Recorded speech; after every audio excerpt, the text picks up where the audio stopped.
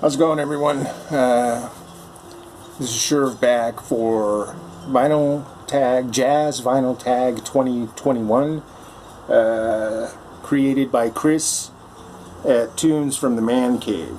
And this is a series of 21 questions or prompts. This is my second take because a few minutes ago, in the middle of it, my dog would not stop barking at people outside, so here I am again, and well, for me it's again. Hopefully this will be the final take. I'm going to try to get through these as fast as I can without saying too much. I have an 18-minute side playing. I'd like to be done before the side is over. So we'll get into it. Album that got you into jazz. I was thinking about what could that be that isn't the first jazz album I got, which is the next question. So I was thinking about it, and I thought, this, I think, could be the one. Blow by Blow, Jeff Beck. I got this early in high school, and this is likely the first instrumental record, all instrumental record I got. And this is kind of jazz fusion, rock, however you want to describe it. But the fact that it was instrumental, all instrumental, I think opened my ears up to letting jazz in eventually. So, yeah, Blow by Blow, classic. First album you ever got, or jazz album you ever got, Lush Life, John Coltrane, 1957.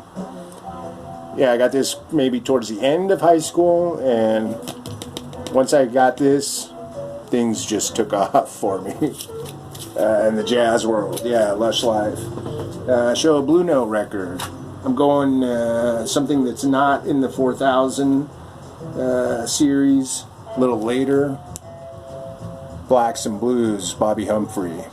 Excellent record, man. Here, 1973, recorded in June in Hollywood.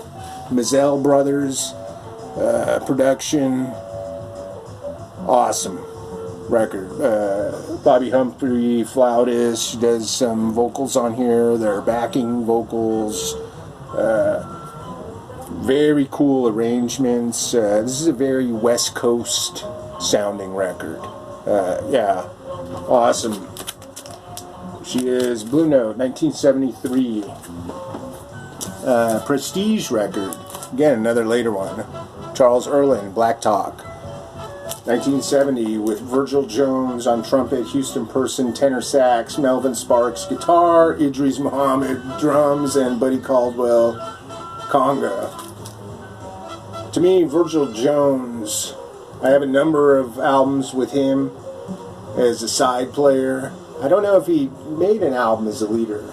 I feel he must have, and I just don't know about it. But I love his fiery playing on everything I have and heard him on. Yeah, killer stuff. Black Talk. That's Prestige. Show an Impulse record. Land of Spirit and Light. Michael White, violinist. Killer cover there. Maybe I can get that as my thumbnail. I don't have good luck with my thumbnail options. Yeah, 1973 again, I believe. Yeah, February 1973. And this has Cecil McBee, Prince Lachey, Ed Kelly on piano, Bob King guitar, Kenneth Nash percussion. Awesome. Michael White. Impulse. Riverside record. Freedom Suite, Sonny Rollins, 1958 Trio, Oscar Pettiford bass, Max Roach drums. The Freedom Suite takes up all of side 1, side 2, 4 standards. And I thought to show this, because this is an OJC, but a German pressing on the ZYX label. And at the time, going way back, I would only see these ZYX reissues at one particular store, and I have a number of the those reissues.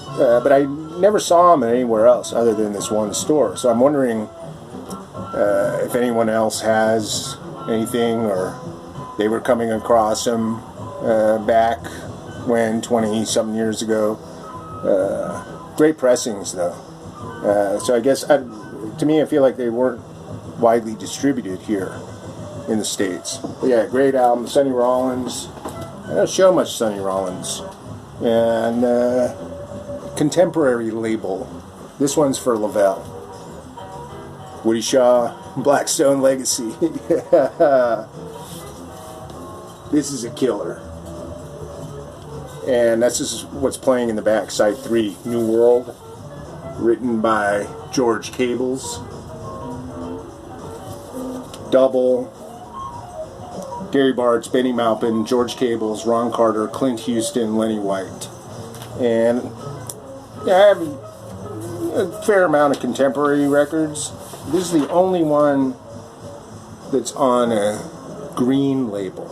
It's an early press. I'm not sure if it's an original. But yeah. And Lavelle showed the CD as something he would like to find this year. And he said he's never seen this record. And this is one of those where the only time I've seen it is when I got it. Price stickers on the other record, the label, I think it's 97. So I think I got it in 97. I have never seen it since. Yeah, killer stuff. And a subsidiary or small label. Some people, new jazz seems to be a popular thing for people to show in this tag. So I'll go with the new jazz. Roy Haynes, Cracklin'. Two of my favorite players on here, Roy Haynes, drums, Booker Ervin, tenor. Awesome. With Ronnie Matthews, piano, and Larry Ridley, bass. 1963, new jazz. An album that not many people know, but should. I guess album, artist. Go with both of those. Pee Wee Russell, Ask Me Now. Yeah, Pee Wee Russell. I was first introduced to Pee Wee Russell on the Miles Monk Newport record, where Miles has one side, his show is one side, Monk is the other side. And Pee Wee Russell guests on Monk's show. And I knew his name. I mean, he goes way back to the 30s. But the fact that he was playing with Monk, I think in 1963, got me interested. And then I heard his playing. He plays clarinet. I heard his playing on that and gained full respect. Outstanding player. And this album, 1965 Impulse, is a pianoless quartet. And people who watch my videos may know I have an affinity for pianoless quartets, two-horn front line, bass, and drums. And so this is clarinet. Marshall Brown plays valve trombone and bass trumpet, which I'm not sure what a bass trumpet looks like. Russell George bass and Ronnie Bedford drums. And the thing about Pee Wee Russell is he didn't seem to be stuck in the past. He had, it was forward thinking, and he does songs on here. Ornette Coleman's Turnaround from Tomorrow's the Question, a couple of Monk songs, Ask Me Now, Hackensack, Coltrane's Some Other Blues. Yeah, really, really nice. A lot of songs, they're not very long, but still adventurous for this band. Yeah, Pee Wee Russell. Check them out. Favorite purchase of 2020. It's another tough one. But I decided to go with Nucleus, live in Europe, 1970-71. This is outstanding. One side, it's all it says is live in Europe, March 1970. The other side is live in Europe, February 71. Ian Carr, Carl Jenkins, Jeff Klein, Brian Smith, John Marshall, Chris Spedding. This is, I mean, up there. And yeah, this reissue came out, I don't know, wow, 2009. I got this last year. I thought it was a new release, but yeah, and it was very affordable. So I'll go with that. And favorite album in an artist's discography, another tough one.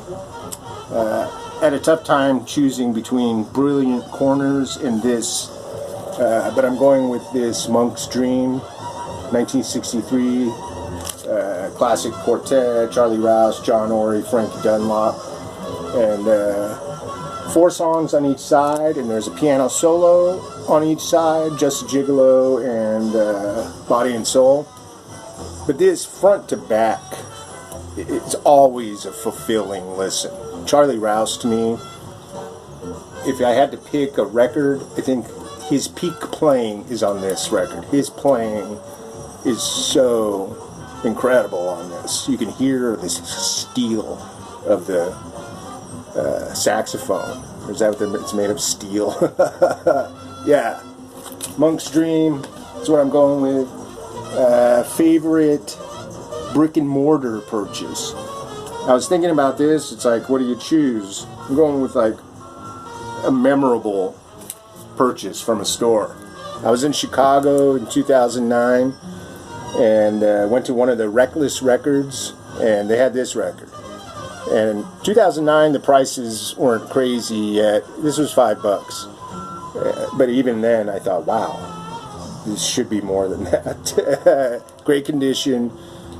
So when I went to pay for it and I started walking out of the store, I wanted to get out of there because something in my head was like, I felt like somebody from the store is going to come running out after me, telling me, no, look, we made a mistake. We shouldn't have sold you that record for $5.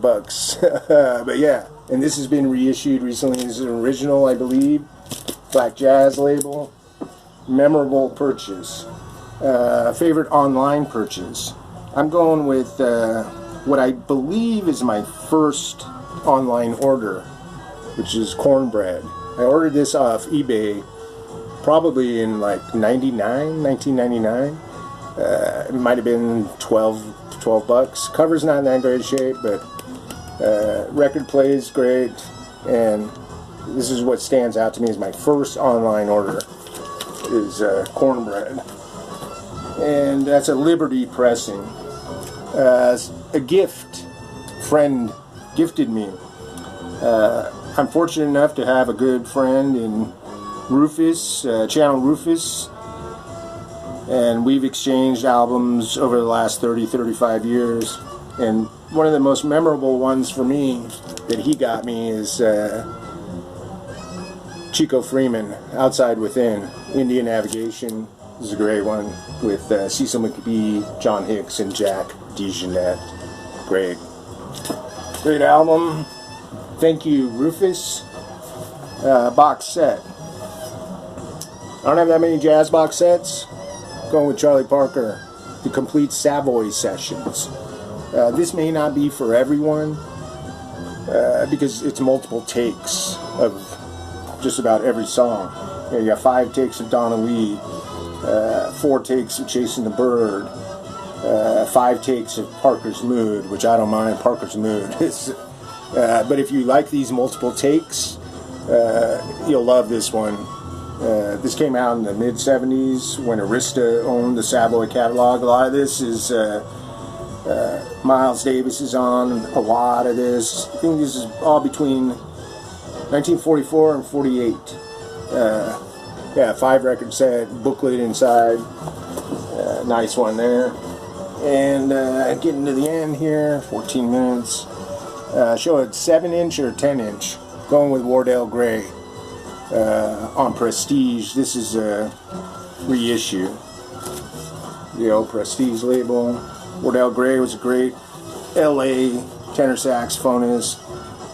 Had a horrible, tragic death. He was found out in the middle of the desert, out towards Las Vegas.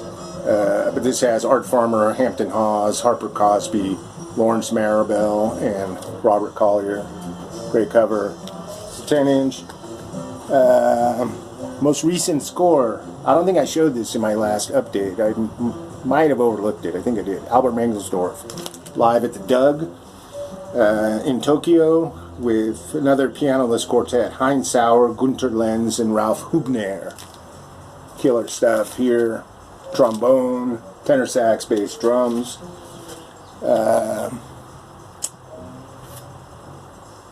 Album I hope to find in 2021. I was actually thinking about this recently.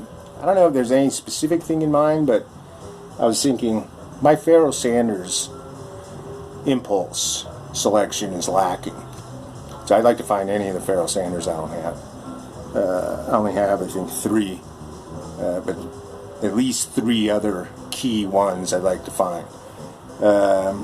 Upgrade a copy. Again, another tough one. I don't really think about this. I'm like, do I really have anything? But then I thought of this Mingus at Antibes, 1961-60, with Ted Curson, Eric Dolphy, Booker Ervin, Danny Richmond, Bud Powell on one song. This is a single record, but each side is over 30 minutes. So a lot of the fidelity gets lost. And I know there's a double version of this. I'd like to find that to get some better sound out of it, because this is really low. You have to turn the volume up a lot, and it's still a little muggy in its sound. Great record though. Prayer for Passive Resistance is the one. A free jazz record. Beaver Harris. That'll be another cool thumbnail. Insanity on the Black Saint label. Lots of players on here, including Dave Burrell, Cecil McBee, Hamiet Blewett, Azar Lawrence, Francis Haynes, Keith Marks. This is a double, and it works both ways. Flip it over, it's the same cover, and you open up the gatefold, there's a collage, turn the page, it's upside down, so you got to turn it over. There's another one. Yeah, this is some out there stuff, but I can dig it. Black Jazz label, 1976. And the last one is a Desert Island pick. Yeah, that's another tough one. I might do a video just on that at some point, this Desert Island thing. But I look at it more like, if all this was gone for whatever reason and I could only keep one record to listen to for the rest of my days, in my head it's always this. The other Village Vanguard tapes, Coltrane, I choose this because this is all the Vanguard. The Live at the Vanguard original, I think it has a studio track, but this is just more of it.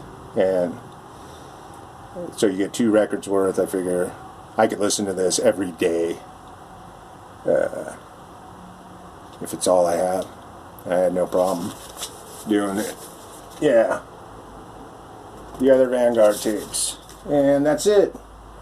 Thanks, Chris. I'll leave you a link. I think he has a playlist of all the people doing this. So I'll leave a link. And thanks for watching. Everyone take care.